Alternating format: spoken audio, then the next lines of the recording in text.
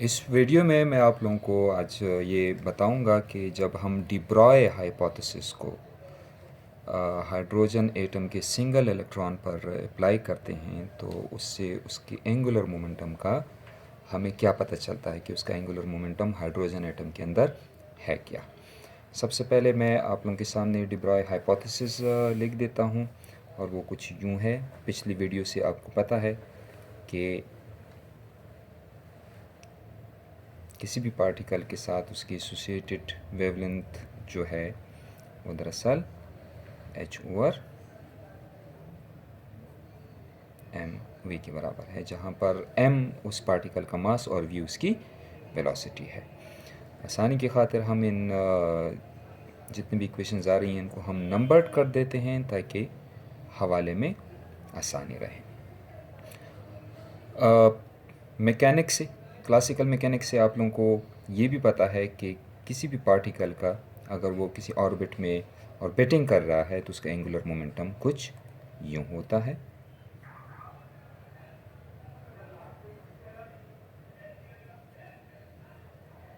जहाँ पर m capital M उसका मास, v उसकी वेलोसिटी और r उसका रेडियस है।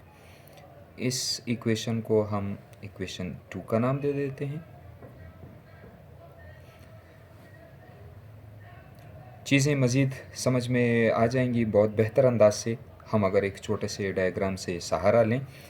और वो डायग्राम कुछ इस किस्म का है कि ये अगर हमारे पास हाइड्रोजन एटम है, ये उसका प्रोटॉन है और यहाँ पर ये वो इलेक्ट्रॉन है जो कि एक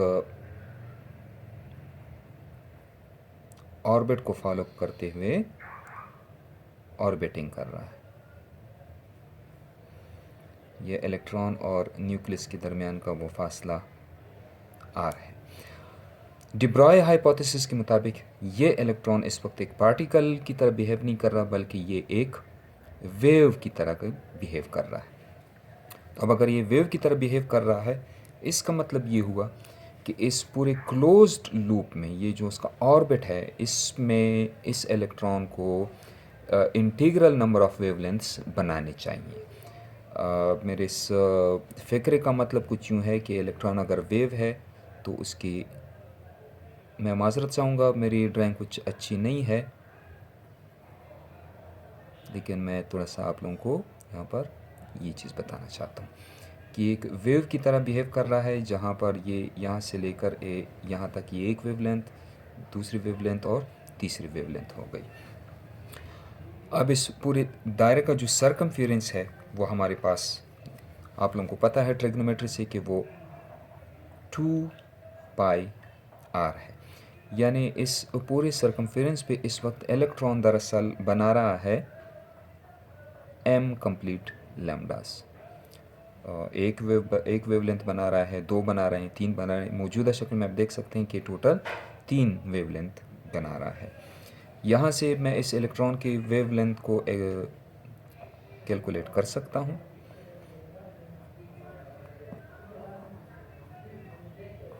टू पाई r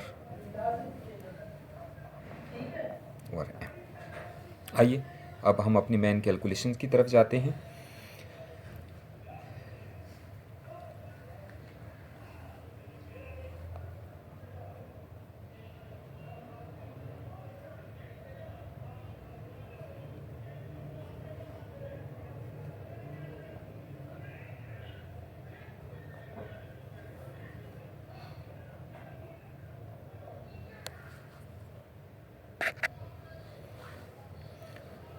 इस इक्वेशन को मैं इक्वेशन 3 का नाम दे देता हूँ।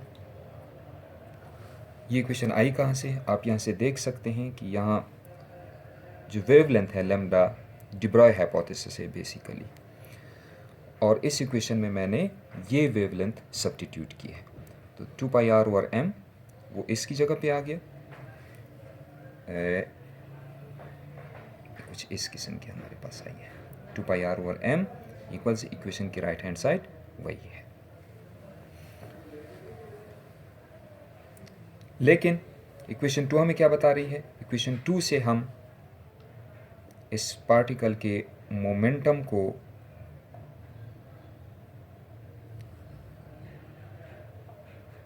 निकाल सकते हैं, यानी मालूम कर सकते हैं, कुछ इस किस्म की होगी। और अब हम इस चीज़ को इक्वेशन 3 में सब्स्टिट्यूट कर देते हैं। जब हम इसको इक्वेशन 3 में सब्स्टिट्यूट करते हैं तो हमारे पास 2 पाई आर और m ये चीज़ आ गई इज इक्वल टू h अपनी जगह पे, और mv की जगह पे मैं ये चीज़ सब्स्टिट्यूट कर लूँ, यानी l और r। इसको जब मैं मज़ीद सॉल्व करता हूँ तो वो कुछ इस किस्म की चीज़ बन जाती है।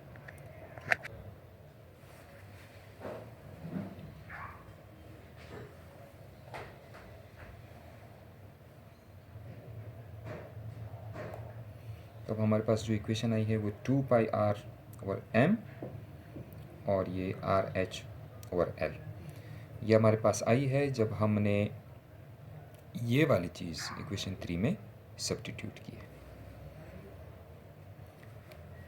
अब हम इस इक्वेशन को L के लिए सॉल्व करते हैं, इस एंगुलर मोमेंटम के लिए सॉल्व करते हैं, यानी L is equal to r h cross m over 2 pi r। आप इजीली इसको वेरीफाई कर सकते हैं इस रिज़ल्ट को कि जब हम L के लिए सॉल्व करते हैं तो क्वांटिटीज़ को जो हमारे पास हैं शफल कर देते हैं, तो उससे हमारे पास इजीली ये इक्वेशन आ जाती है।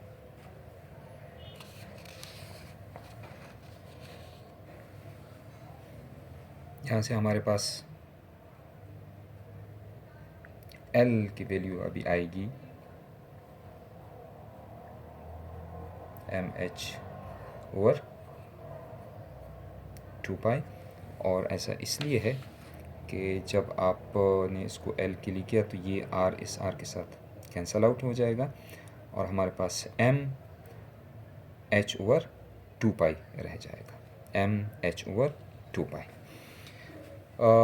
मज़ीद इसमें हम थोड़ी सी आसानी पैदा कर देते हैं नोटेशन की, और वो कुछ इस अंदाज से कि ये जो हमारे पास क्वांटिटी है, यानी मैं इसको यूँ अगर लिखूँ m इंटू h ओवर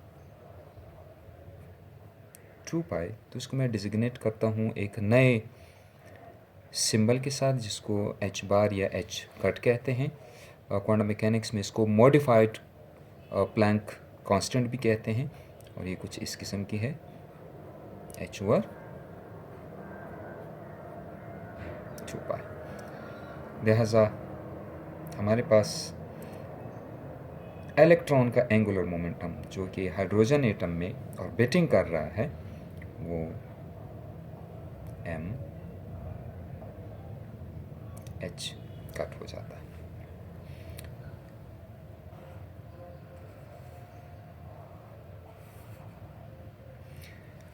इस इक्वेशन से हमें एक नई बात का ये पता चलता है कि क्वांटम वर्ल्ड में जो एंगुलर मोमेंटम है वो दरअसल उसकी यूनिट हमारे पास h कट आ रही है, और m जिस तरह के आप यहाँ से देख सकते हैं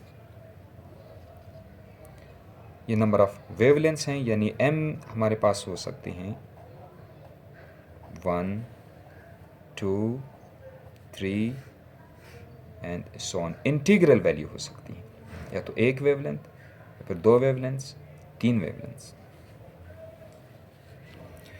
यानी जो हाइड्रोजन एटम में इलेक्ट्रॉन का एंगुलर मोमेंटम है वो h कट की यूनिट में क्वांटाइज्ड है।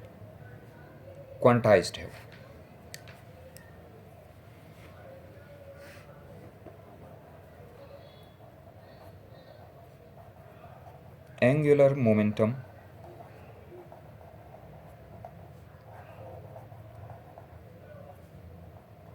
is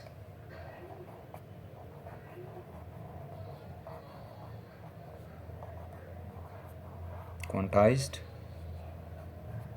in